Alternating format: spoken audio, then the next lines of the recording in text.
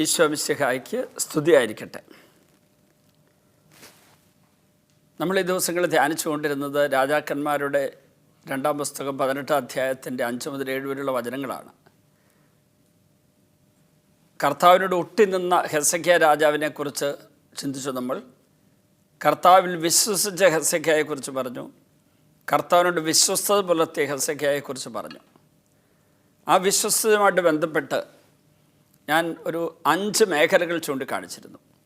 ദൈവത്തോടുള്ള വിശ്വസ്തത, നമ്മോട് തന്നെയുള്ള വിശ്വസ്തത, മറ്റുള്ളവരുള്ള വിശ്വസ്തത, നമ്മുടെ ജീവിതാന്തസ്സിനോടുള്ള വിശ്വസ്തത, അതുപോലെ ജോലികളോട്, കടമകളോട്, കരിയറിനോട്, പ്രൊഫഷനോടുള്ള വിശ്വസ്തത. അക്കാര്യത്തിൽ കുടുംബജീവിതവുമായി ബന്ധപ്പെട്ട് ഈ വിശ്വസ്തത എന്ന് പറയുന്ന പുണ്യത്തെക്കുറിച്ച് ഈ നിമിഷങ്ങൾ നമുക്ക് ധ്യാനിക്കാം.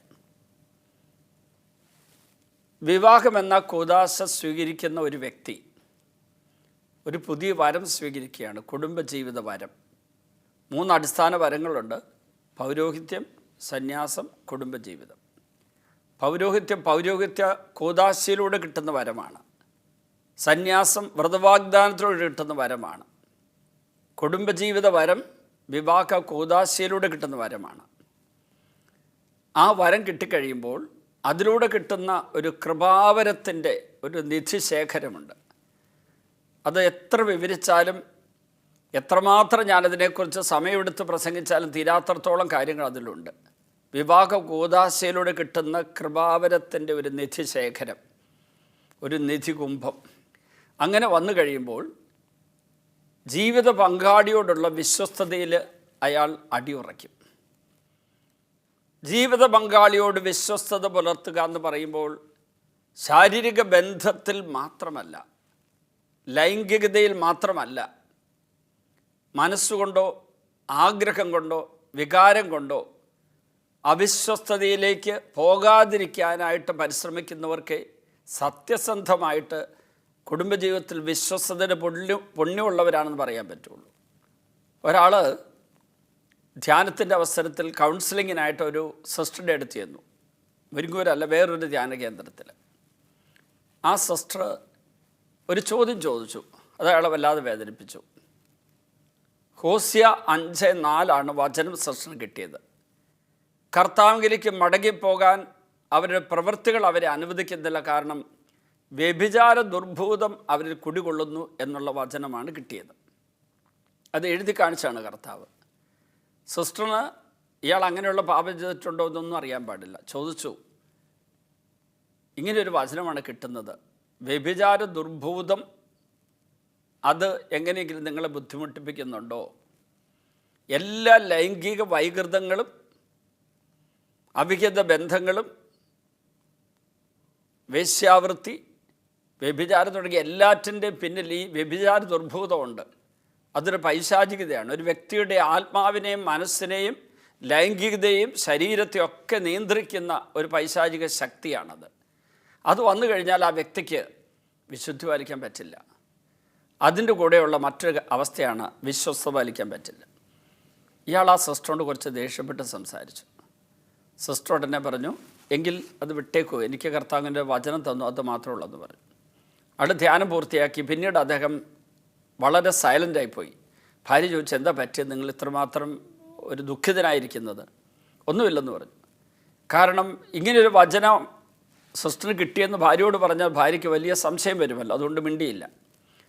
പക്ഷേ ആ ധ്യാന കേന്ദ്രത്തിൽ തിരിച്ചു പോകുന്ന വഴിക്ക് മുരിങ്ങൂർ ഡിവൈൻ ധ്യാന കേന്ദ്രത്തിൽ എന്നെ കാണണമെന്നും പറഞ്ഞ് കയറി. ഞാനുമായിട്ട് പരിചയമുള്ള ആളല്ല, എന്നെ കണ്ടിട്ടില്ലാത്ത ആളാണ്. പക്ഷേ ഞാൻ നടത്തിയ ഒരു കൺവെൻഷനിലെ റെക്കോർഡ് ചെയ്ത പ്രസംഗം ശാലോൺ ടെലിവിഷനിലോ ഗുഡ്നസ് ടെലിവിഷനോ എവിടെയോ കേൾക്കാനിട വന്നു. അന്ന് മുതൽ എന്നെ കാണണമെന്ന് ആഗ്രഹമുണ്ടായിരുന്നു അദ്ദേഹത്തിന്. അദ്ദേഹം എന്നെ കാണാൻ വേണ്ടി വന്നപ്പോൾ ഞാൻ എവിടെയോ പോകാനൊരുങ്ങുകയാണ്.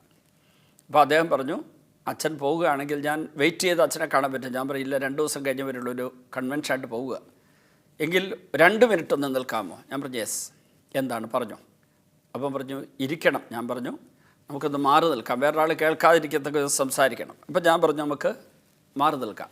അങ്ങനെ ഞങ്ങളൊരു മരത്തിൻ്റെ തണലിൽ അവിടെയുള്ള മാവിൻ്റെ ചോട്ടിലേക്ക് മാറി നിന്നിട്ട് സംസാരിച്ചും പറഞ്ഞു, ഞാൻ ഇന്നടത്ത് ധ്യാനിക്കാൻ പോയപ്പോൾ അവിടെ ഒരു സിസ്റ്റർ എന്നോട് ഇങ്ങനെ പറഞ്ഞു.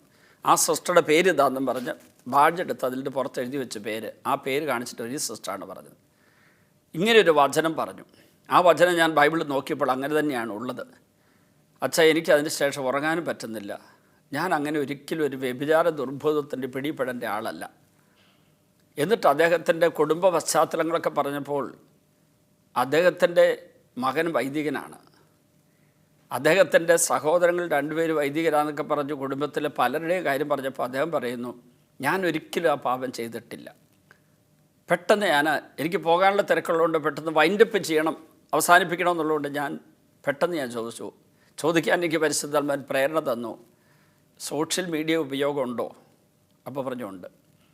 അതിൽ ഏതെങ്കിലും സോഷ്യൽ മീഡിയ പ്ലാറ്റ്ഫോമിൽ ഉള്ള അശ്ലീലമായ എന്തെങ്കിലും പരിപാടി കാണുന്ന പതിവുണ്ടോ? പെട്ടെന്ന് അയാൾ ഉറക്കെ കരഞ്ഞു. ദൂരെ നിന്ന ഭാര്യ അത് കണ്ടു. പൊട്ടിക്കരഞ്ഞുകൊണ്ട് അയാൾ മുഖം പൊത്തിപ്പിടിച്ച് കരഞ്ഞുകൊണ്ട് എന്നോട് പറഞ്ഞു, എൻ്റെ ഭാര്യ ഇല്ലാത്ത നേരങ്ങളിലൊക്കെ, എനിക്ക് കിട്ടുന്ന സ്വകാര്യ നിമിഷങ്ങളിലൊക്കെ ഞാൻ യൂട്യൂബിൽ കയറിയിട്ട് അശ്ലീലമായ ചിത്രീകരണങ്ങൾ കാണുകയും ആസ്വദിക്കുകയും ചെയ്യുന്നുണ്ട്. അയാൾ വിചാരിച്ചിരിക്കുന്നത് തൻ്റെ ജീവിത പങ്കാളിയുള്ള വിശ്വസ്ത തനിക്കുണ്ട്, അശുദ്ധിയുടെ പാപം തനിക്കില്ല, വ്യഭിചാരം താൻ ചെയ്യുന്നില്ലെന്നാണ്. ആസക്തിയോടെ ഒരു സ്ത്രീയെ നോക്കിയാൽ നിങ്ങൾ അവളുമായി വ്യഭിചാരം ചെയ്തു കഴിഞ്ഞു എന്ന് പറഞ്ഞിട്ടില്ല ഈശോ. അത് പുരുഷൻ സ്ത്രീയെ നോക്കിയാലും സ്ത്രീ പുരുഷൻ നോക്കിയാലും അങ്ങനെ തന്നെയാണ്. ഒരു നാണയത്തിൻ്റെ 2 വശങ്ങളാണ്. ആസക്തിയോടെ ഒരാളെ നോക്കുന്നത് തന്നെ വ്യഭിചാര തുല്യമായ പാപമാണെങ്കിൽ, അശ്ലീല സിനിമ കാണുമ്പോൾ, അശ്ലീലമായ സൈറ്റ് സന്ദർശിക്കുമ്പോൾ, പോൺ മൂവീസൊക്കെ കാണുമ്പോൾ ഉണ്ടാകുന്ന ദുരന്തം എന്താണ്? അശുദ്ധിയുടെ കുഴപ്പം മാത്രമല്ല, വിശ്വാസത്തിൽ നിന്നുണ്ടാകേണ്ട വിശ്വസ്തതയ്ക്ക് എതിരായിട്ടുള്ള പാപമാണത്. ജീവിത പങ്കാളിയോടും ദൈവത്തോടും നമ്മോട് തന്നെയും മറ്റുള്ളവരിലൊക്കെ അവിശ്വസത ഉണ്ടാകുന്നൊരു പാപമാണ്. അയാൾ പൊട്ടിക്കരഞ്ഞുകൊണ്ട് എന്നോട് പറയുകയാണ്, ഇത് ഇത്രമാത്രം പാപമാണെന്ന് ഇതുവരെ ആരും എനിക്ക് പറഞ്ഞു തന്നിട്ടില്ല. അപ്പോൾ ഞാൻ പറഞ്ഞു, അത് നുണയാണ്. ഓരോ ധ്യാനത്തിലും സോഷ്യൽ മീഡിയയുടെ ദുരുപയോഗത്തെക്കുറിച്ച് തീർച്ചയായിട്ടും പറയും ഈ കാലഘട്ടത്തിൽ ആത്മശോധനയിൽ. അപ്പോൾ ഞാൻ അദ്ദേഹത്തോട് പറഞ്ഞു കഴിഞ്ഞപ്പോൾ എന്നോട് പറഞ്ഞു, ശരിയാണ് അച്ഛാ, ഞാൻ അത്ര ഗൗരവമായി എടുത്തില്ല. കാരണം എനിക്ക് ഇങ്ങനെയുള്ള പരിപാടിയിൽ കിട്ടുന്ന ഇത് കാണുമ്പോൾ ഉണ്ടാകുന്ന സുഖം അതാരും അറിയാതെ ഒരു ആസ്വദിക്കുന്ന ബലഹീനത എനിക്കുണ്ട്. ആരും കാണുന്നില്ല, അറിയുന്നില്ല എന്ന് ഞാൻ കരുതി. അപ്പം ഞാൻ അന്ന് മുരുകൂർ എൻ്റെ കൂടെ കൗൺസിലിങ്ങിനായിട്ട് വന്നിരുന്ന ഒരു വ്യക്തിയുടെ അടുക്കലേക്ക് ഞാൻ ഇയാളെ ഒന്ന് കൗൺസിലിങ്ങിനായിട്ട് വിട്ടു. ഞാനൊന്ന് പ്രാർത്ഥിച്ചു വിട്ടിട്ട് ഞാൻ കൺവെൻഷന് പോയ സ്ഥലമൊക്കെ അദ്ദേഹം ചോദിച്ചറിഞ്ഞിരുന്നു. പിറ്റേ ദിവസം രാവിലെ അദ്ദേഹം സ്വന്തം വീട്ടിൽ നിന്ന് കാർ ഓടിച്ച് എന്നെ കാണാൻ വേണ്ടി ഒറ്റയ്ക്ക് വന്നു. അദ്ദേഹം വന്ന് എന്നോട് പറഞ്ഞു, അച്ഛാ, കൗൺസിലിംഗ് നടത്തിയ വ്യക്തി എൻ്റെ അടുക്കൽ കുറേ കാര്യങ്ങൾ പറഞ്ഞു. അതായത് ഏതാണ്ട് 4-5 വർഷങ്ങളായിട്ട് സോഷ്യൽ മീഡിയയിലൂടെ ഞാൻ അശ്ലീലമായ അനേകം കാര്യങ്ങൾ കണ്ടത് മുഴുവനും 6-ാം പ്രമാണ ലംഘനമായി 9-ാം പ്രമാണ ലംഘനമായിട്ട് കർത്താവ് ആ വ്യക്തിയിലൂടെ എനിക്ക് പറഞ്ഞു തന്നു. വ്യഭിചാരം ചെയ്യരുതെന്നും അന്യൻ്റെ ഭാര്യയെ മോഹിക്കരുതെന്നുള്ള പാപമുണ്ടല്ലോ, ആ 2 ദൈവകൽപ്പനകളുടെ ലംഘനം 5-6 വർഷമായിട്ട് നിരന്തരമായി ഞാൻ തുടരുന്നുവെന്നും അതിനുശേഷം ഞാൻ നടത്തിയ എല്ലാ കുർബാന സ്വീകരണങ്ങളും അയോഗ്യതയോടുള്ള കുർബാന സ്വീകരണങ്ങളായിരുന്നു. അതിലൂടെ എന്നിലേക്ക് പൈശാചിക പ്രവേശിച്ച് എനിക്ക് ലൈംഗിക ആസക്തിയുടെ അടിമയായി തീരേണ്ട ദുരവസ്ഥയുണ്ടായി എന്ന് ഞാൻ മനസ്സിലാക്കി. അച്ഛാ, ഞാൻ അവിടെ കുമ്പസാരിച്ചിട്ടാണ് വന്നത്. എന്നിട്ട് ഞാൻ അവിടെ നടത്തിയ 2 ദിവസത്തെ കൺവെൻഷൻ അദ്ദേഹം പങ്കെടുത്തു. അത് കഴിഞ്ഞതിന് ശേഷം കുറച്ചു കാലം കഴിഞ്ഞ ശേഷം ഭാര്യ എൻ്റെ അടുക്കൽ വന്നിട്ട്, ഒരു ആവശ്യമില്ലാത്ത കാര്യമായിരുന്നു, ഭാര്യ വന്ന് എന്നോട് ചോദിച്ചു, ഒരുപക്ഷെ ഞാൻ പറയുന്നത് അവർ കേൾക്കുന്നുണ്ടാകാം, അച്ഛാ, എന്തായിരുന്നു അന്ന് ഭർത്താവ് അച്ഛനും ഒറ്റയ്ക്ക് വന്നുകൊണ്ട് പൊട്ടിക്കരയാനുള്ള കാരണം? ഞാൻ പറഞ്ഞു, ഒരു വ്യക്തിയുടെ ആത്മീയ ജീവിത രഹസ്യങ്ങൾ ആത്മീയ പിതാവിനോട് വെളിപ്പെടുത്തുന്നത് എന്താണെന്ന് അറിയാനുള്ള കൗതുകം പോലും പാപമാണ്. അങ്ങനെ ചോദിക്കാനും പാടില്ല. ഇത് ഞാനിപ്പം വഴക്കൊന്നും പറയുന്നില്ല, പക്ഷേ ഇനി ഒരിക്കലും ആരോടും ചോദിക്കരുത്. അതുകൊണ്ടല്ല അച്ഛാ, എനിക്ക് വല്ല സഹായിക്കാൻ പറ്റുമെന്നറിയാൻ. ഞാൻ പറഞ്ഞു, ഈശോ സഹായിച്ചു, അദ്ദേഹത്തിന് വലിയ സൗഖ്യം കിട്ടി. അപ്പോൾ അദ്ദേഹത്തിന് നിങ്ങളോട് പറയാനുള്ളതാണെങ്കിൽ അത് പറഞ്ഞുകൊള്ളും. അദ്ദേഹം തന്നെ പിന്നീട് ആ ഭാര്യയോട് പറഞ്ഞു, എനിക്കിങ്ങനെ ഈ ഒരു പാപകരമായ സ്വഭാവം ഉണ്ടായിരുന്നു, പക്ഷേ എനിക്കിപ്പോൾ സൗഖ്യം കിട്ടി. ഭാര്യ അദ്ദേഹത്തോട് പറഞ്ഞു, നിങ്ങളിങ്ങനെ രഹസ്യമായിട്ട് സുഖാസ്വാദനത്തിന് പോകുന്ന കാര്യം എനിക്കറിയാമായിരുന്നു. പക്ഷേ ഞാൻ നിങ്ങളെ ഒരിക്കലും വേദനിപ്പിക്കാതെ നിങ്ങൾക്ക് വേണ്ടി പ്രാർത്ഥിച്ചുകൊണ്ടിരുന്നതാണ് എന്ന് പറഞ്ഞു. അവർ രണ്ടുപേരും കൂടെ പിന്നീട് എന്നെ കണ്ടിട്ട് ഈ കാര്യം പറയുകയും ചെയ്തു. പ്രിയപ്പെട്ടവരെ, ഈ നോമ്പ് കാലത്ത് ഈ സോഷ്യൽ മീഡിയയുടെ ദുരുപയോഗത്തിലുള്ള പാപമുണ്ടെങ്കിൽ അത് അശുദ്ധിയുടെ പാപം മാത്രമല്ല, അവിശ്വസ്തതയുടെ പാപം കൂടിയാണെന്ന് ഓർക്കുക. ദൈവത്തോടും എന്നോട് തന്നെയും എൻ്റെ ജീവിതാദർശനോടും മറ്റുള്ളവരോടുള്ള അവിശ്വസ്തയുടെ പാപമാണതെന്ന് നമുക്ക് തിരിച്ചറിയുകയും പ്രാർത്ഥിച്ച് വിടുതൽ പ്രാപിക്കുകയും ചെയ്യും. ഈശോയെ, ഈ ഒരു മേഖലയിൽ അവിശ്വസ്തയുടെ പാപത്തിൻ്റെ ബന്ധനത്തിൽ ഞങ്ങളെ മോചിപ്പിക്കണമേ.